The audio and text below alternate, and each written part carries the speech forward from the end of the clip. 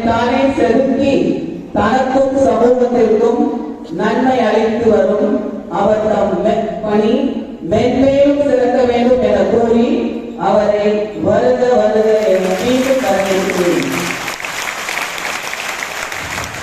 சென்னையின் செல்லப்பிள்ளை என்ற பெருமை உடையவர் மூத்த வழக்கறிஞர் மற்றும் நாடாளுமன்ற மாநிலங்களவை உறுப்பினர் உயர்திரு பி. வில்சன் அவர்கள் அரசின் பல்வேறு வழக்குகளில் நல் தீர்ப்பினை பெறுவதற்கு பெரும் தூணாக நிற்கின்றவர். சமச்சீர் கல்வி, அண்ணா நூற்றாண்டு நினைவு நூலகம் போன்ற வழக்குகளில் முக்கிய பணியாற்றியவர்.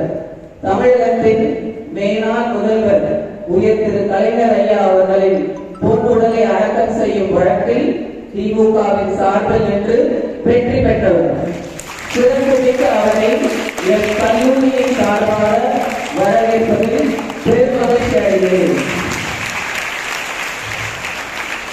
தென் சென்னை நாடாளுமன்ற மக்களவை உறுப்பினர் முனைவர் திருமதி தமிழச்சி தங்கபாண்டியன் அம்மா அவர்களுக்கு ராணிமேரி கல்லூரி புதிய இடம் அன்று அவர் பேராசிரியராக மாணவ கண்மணிகளுக்கு கல்வி கற்பித்த இடம் இது.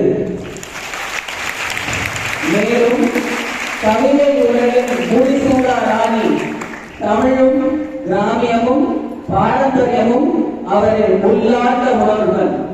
அன்னாரை வருக வருக என வரவேற்பதில் பெரும் மகிழ்ச்சி அடைகிறது. தமிழ்நாடு சட்டமன்ற உறுப்பினர் திரு தா. வேலு ஐயா அவர்கள் ஆண்டுதோறும் மயிலாப்பூர் தொகுதியில் 100 மாணவர்களுக்கு புகைப்பட கலையை பயிற்சி அளித்து அவர்களுக்கு வேலை வாய்ப்புக்கு உறுதுணையாக இருப்பவர். அரசு பள்ளிகளில் பயிலும் ஏழை மாணவர்களுக்கு மாதந்தோறும் அவர்களுக்கு பிடித்த உணவை வழங்கி மகிழும் மனித நேயர். அரசு பள்ளிகளில் 10, 11, 12ஆம் வகுப்பில் பயின்று முதல் 3 மதிப்பெண் பெற்ற மாணவர்களை ஊக்குவிக்கும் பொருட்டு அவர்களை மட்டுமல்லாமல் அவர்களுடைய பெற்றோரையும் இணைத்து பொருளாதார ரீதியாக அவர்களின் மேற்படிப்பிற்கும் தன்னால் இயன்ற உதவிகளை செய்பவர். மேலும் மயிலை தொகுதியில் அமையப்பெற்ற திருவள்ளுவர் கோயிலை புதுப்பித்த பெருமை சேர்த்த அவரையும் வருக வருக என மீண்டும் வரவேற்பதில் மகிழ்ச்சி அடைகிறேன்.